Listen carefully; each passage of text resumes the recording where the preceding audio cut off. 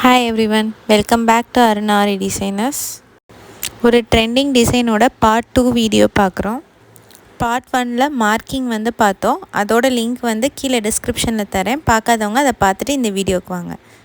Part 1ல சொன்ன மாதிரி even நம்பர்லலாம் ஆரி போட ஸ்டார்ட் பண்ணிடுறோம். அதுக்கு கீழே வந்து 2 லேயர் ஆஃப் சரி செயின் ஸ்டிச் போட்டிருக்கோம். நெக்ஸ்ட்டு வந்து அந்த சரி செயின் ஸ்டிச்சுக்கு மேலே கட் பீட்ஸை வந்து த்ரீ கட் பீட்ஸாக வந்து ஒரு ட்ரையாங்கிள் வந்து போட போகிறோம்.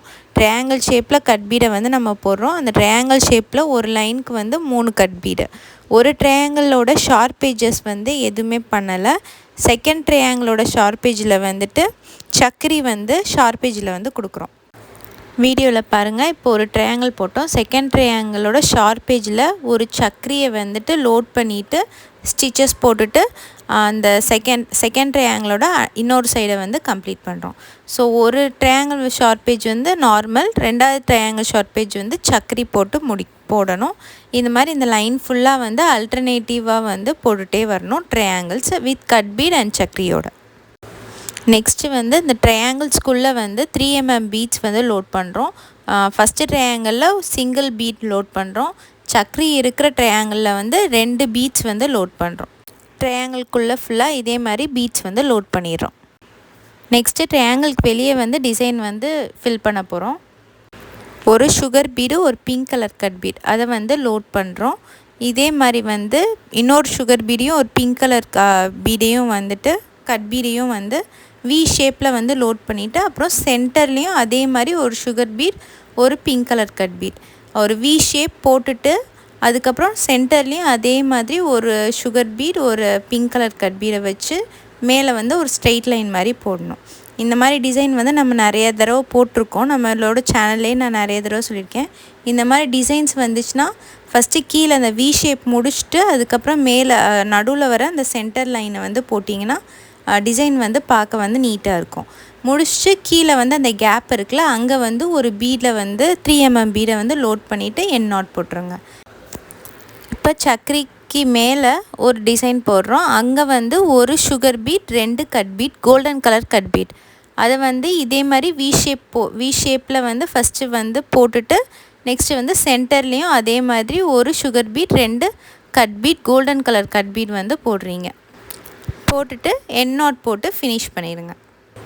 இந்த 2 டிசைனையும் வந்து ஃபுல்லாக வந்து அந்த லைன் ஃபுல்லாக வந்து நீங்கள் கம்ப்ளீட் பண்ணணும்.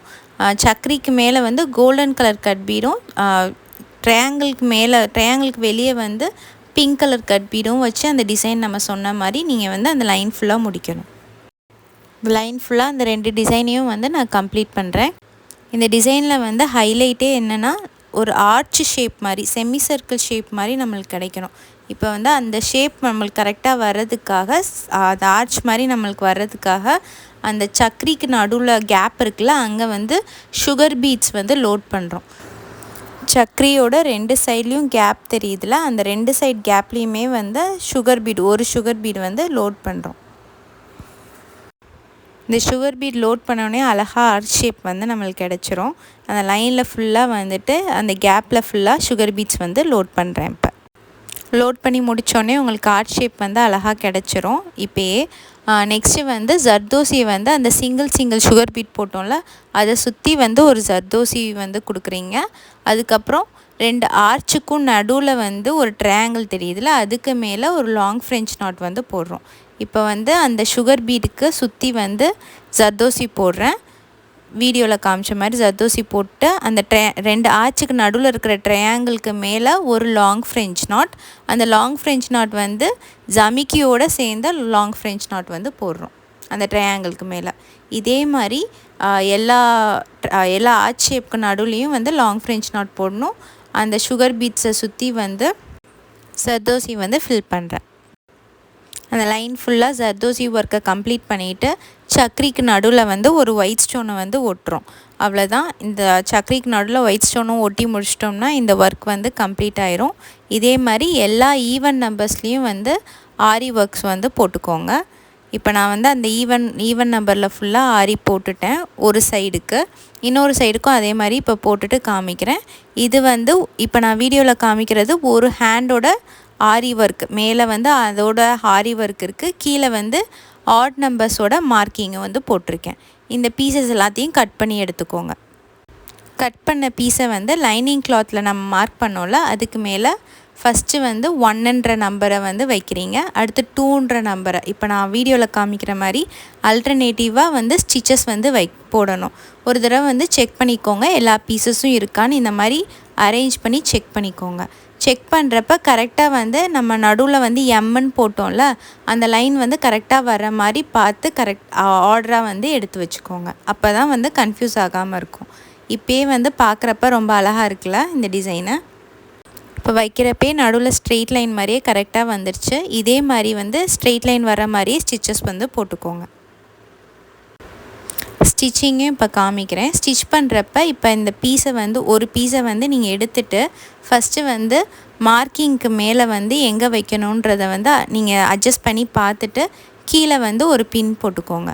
ஃபஸ்ட்டு வந்து மேல் லைனில் வந்து ஸ்டிச்சஸ் போட்டுட்டு அப்புறமா மடக்கி எடுத்துகிட்டு வந்து கீழ் லைனில் வந்து ஸ்டிச் போடணும். அது மேல் லைனில் ஸ்டிச் போடுறதுக்கு முன்னாடி நீங்கள் அட்ஜஸ்ட் பண்ணிவிட்டு ஒரு பால் பின்னை வந்து செக்யூர் பண்ணிவிட்டு அதுக்கப்புறம் ஸ்டிச்சஸ் போட ஸ்டார்ட் பண்ணுங்கள். இப்போ நான் வீடியோவில் காமிக்கிற மாதிரி பால் பின்னில் வந்து செக்யூர் பண்ணிவிட்டு அதுக்கப்புறம் ஸ்டிச்சஸ் போட்டிங்கன்னா உங்களுக்கு வந்து நீட்டாக இருக்கும். இப்போ மேல் லைனில் வந்து ஸ்டிச்சஸ் போட்டுட்டேன். அந்த கிளாத்தை வந்து இப்போ மடக்கிட்டு இப்போ கீழ் லைன்லேயும் வந்து ஸ்டிச்சஸ் போடுறோம்.